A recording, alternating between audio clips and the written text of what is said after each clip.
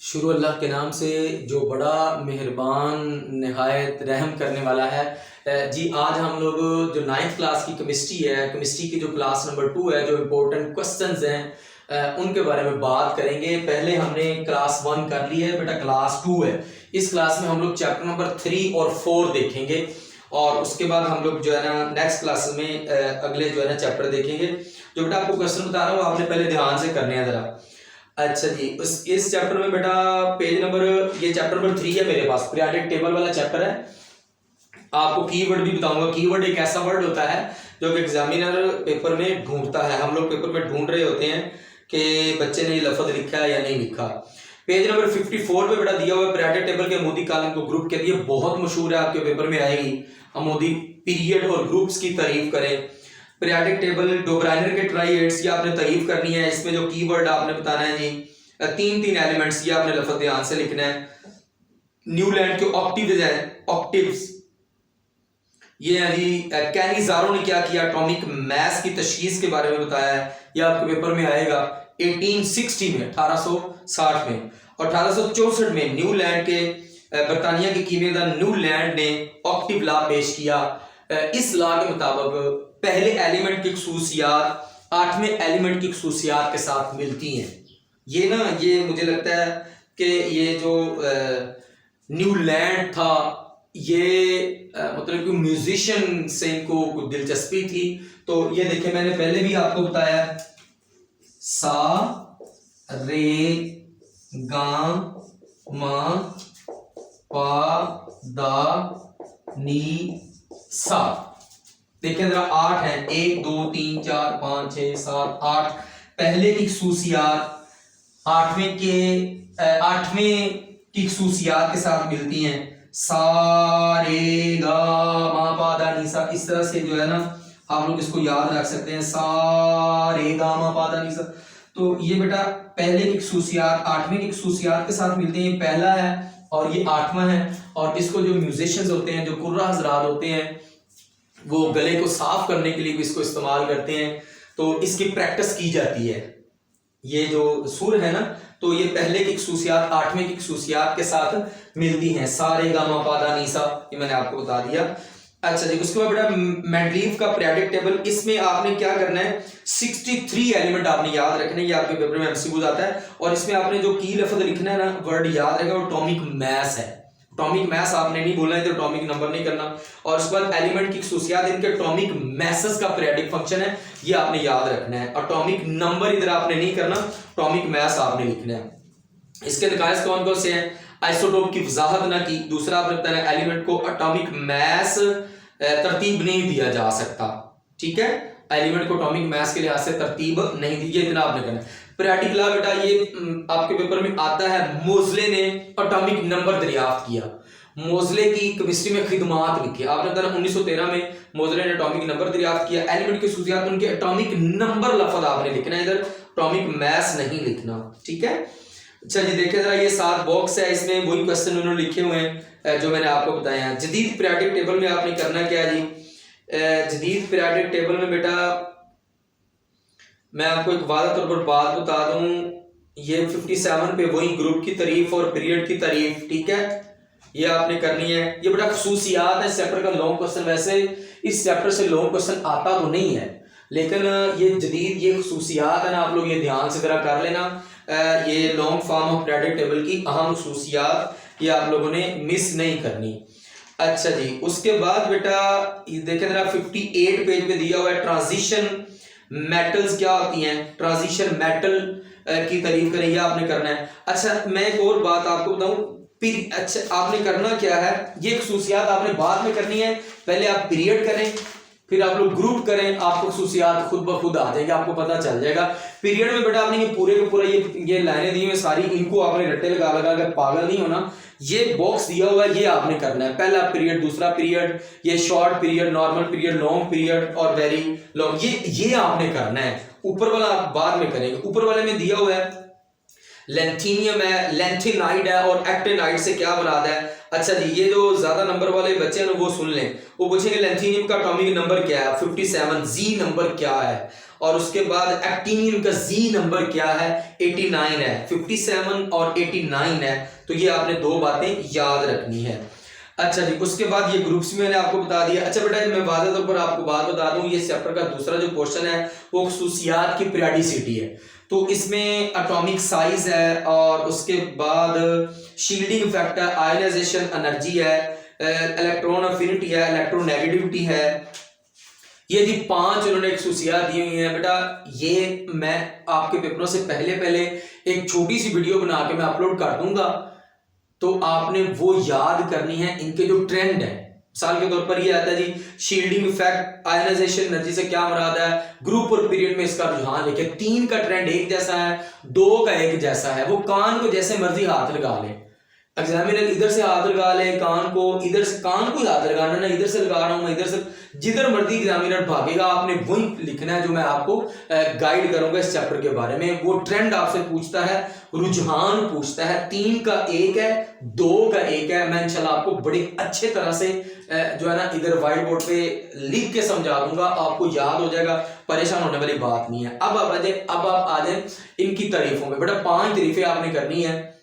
Examiner की chapter में planning ये होती है कि जो पहला वाला पोर्शन है उसमें से ग्रुप और पीरियड की तारीफ, transition metals, very long period, इस तरह से वो पूछता है। इसमें क्या करता है, एक वो आपसे तारीफ पूछेगा और एक आपसे रुझान पूछेगा। शील्डिंग इफेक्ट का रुझान लिखें, शील्डिंग इफेक्ट का ग्रुप में रुझान लिखें जी, पीरियड में इलेक्ट्रोनेगेटिविटी का रुझान लिखें जी।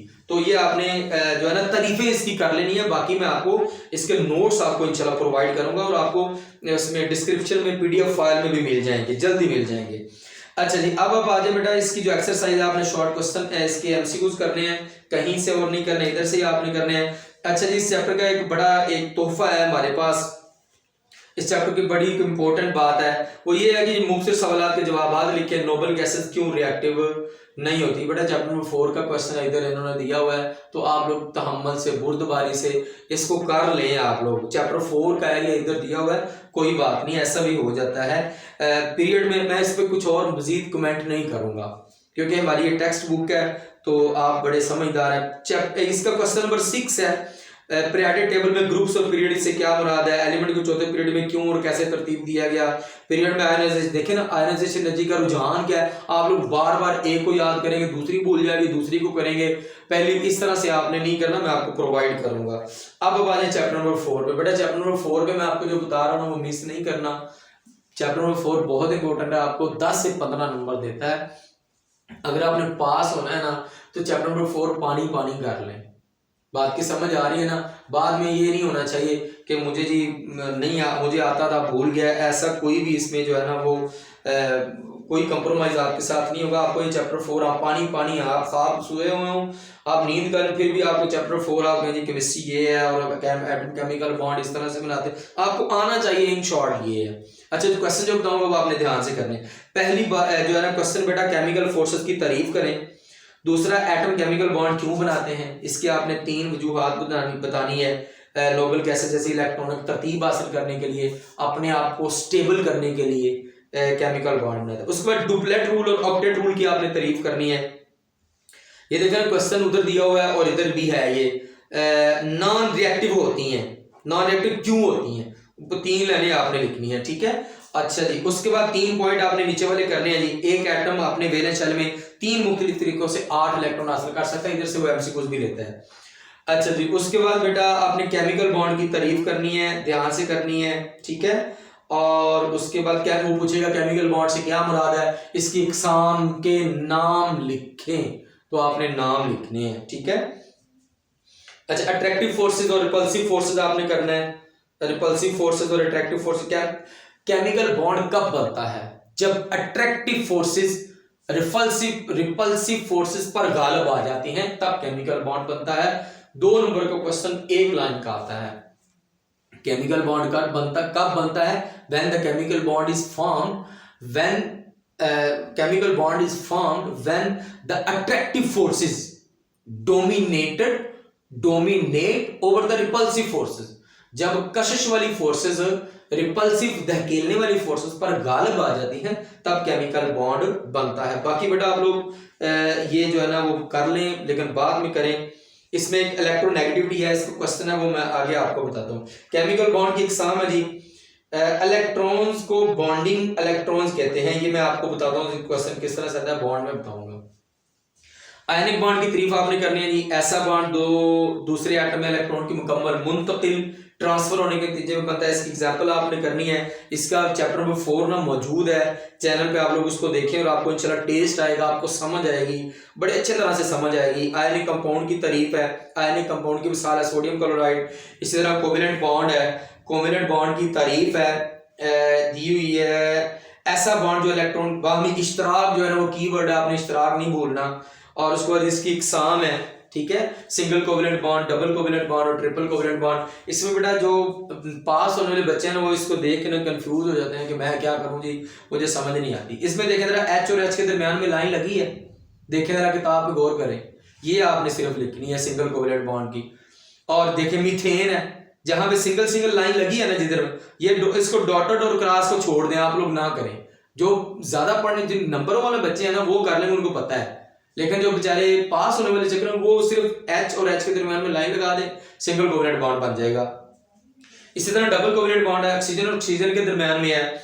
इसी तरह ट्रिपल कोवेलेंट बॉन्ड है, ये है जी नाइट्रोजन नाइट्रोजन के दरमियान में। एक लाइन बोल रहा हूं, methane ethene ethyne, methane ethene और क्या आ जाएगा इथाइन, इनके दरमियान मीथेन के दरमियान में सिंगल बॉन्ड होता है, इथीन के दरमियान में डबल बॉन्ड होता है और इथाइन के दरमियान में ट्रिपल बॉन्ड होता है। ये लाइन दोबारा सुन लें, ये आपके पेपर में आएगी। उसके बाद जी डेटो कोवेलेंट बॉन्ड या कोऑर्डिनेट कोवेलेंट बॉन्ड, बेटा ये बहुत मशहूर है, आपके पेपर में आता है, ये बॉन्ड आपने ध्यान से करना है। पहली मिसाल इसकी किताब पे सही लिखी है, दूसरी जो इसकी एग्जांपल है बेटा इसके नोट्स मैंने बनाए हैं, आप लोग वो नोट्स देख लें जरा। ये जो दूसरी एग्जांपल है ना, इसके नोट्स पॉइंट बना के मैंने अपलोड किए, वो आप लोग जरूर देखिएगा। अच्छा जी, उसके बाद क्वेश्चन एक आता है जी, लोन पेयर और बॉन्ड पेयर से क्या मुराद है। लोन पेयर और बॉन्डिंग पेयर से क्या मुराद है, पीछे उन्होंने एक लफ्ज दिया हुआ है तो ये मैंने आपको बता दिया, लोन पेयर और बॉन्डिंग पेयर की तारीफ करें। अच्छा जी 76 में बेटा बहुत मशहूर क्वेश्चन है, पोलर और नॉन पोलर कोवेलेंट बॉन्ड में फर्क लिखें।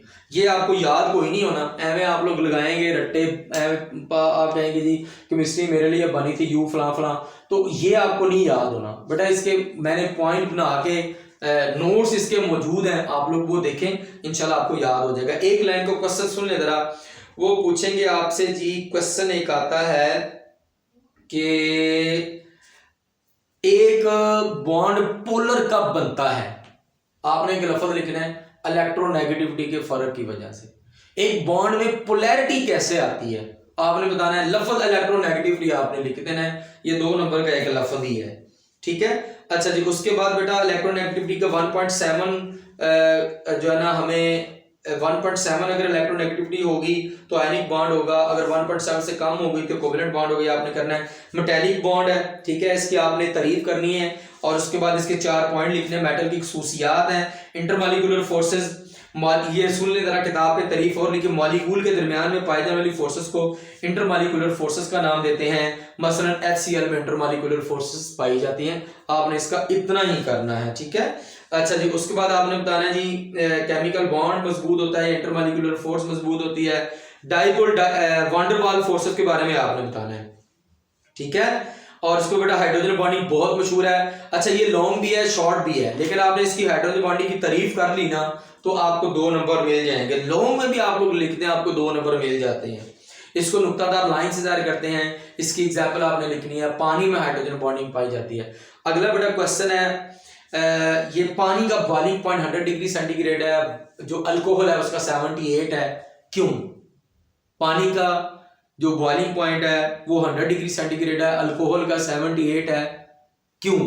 आपने बताना है क्योंकि पानी में मजबूत हाइड्रोजन बॉन्डिंग होती है, बस इतना आपने बताना है। अगला क्वेश्चन बेटा आता है जी, बर्फ पानी के ऊपर क्यों तैरती है, ये आपने बड़े ध्यान से करना है, मिस नहीं करना, काइंडली ना मिस कीजिएगा, ये आपको पेपर में, उम्मीद है आपको पेपर में ये क्वेश्चन मिलेगा। उसके बाद आयनिक कंपाउंड से क्या मुराद है, इसकी खसूसियात लिखें। ये जो सोडियम क्लोराइड है ना, इसका बॉइलिंग पॉइंट बहुत ज्यादा आता है और इसका नाम आपने याद रखना है 13-14 के नाम से, और इसका जो मेल्टिंग पॉइंट है 800 डिग्री सेंटीग्रेड एमसीक्यू आता है।